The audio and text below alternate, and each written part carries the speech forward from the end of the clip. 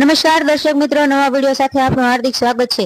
તારીખ 11/7/2025 ના રોજ IHRPC ન્યૂઝમાં શિહોર તાલુકાના રામધરી ગામના જીતેન્દ્રભાઈ સોલંકીની TM ઓમકાર સાહેબના માર્ગદર્શન હેઠળ રિપોર્ટર દિનેશ કુમાર બાબરિયા દ્વારા નિમણૂક આપવામાં આવી હતી, જેમાં જીતેન્દ્રભાઈ દ્વારા દિનેશ કુમારનું ફૂલહારથી સન્માન કર્યું હતું। ત્યારબાદ અભિનંદન પાઠવ્યા હતા। રિપોર્ટર દિનેશ કુમાર બાબરિયા, ઘેટી।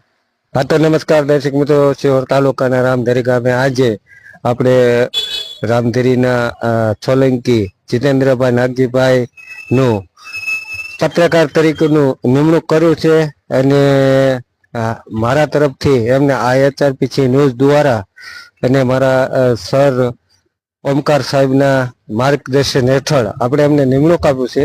તો આજે હું પણ આટલો ખુશ અને અભિનંદન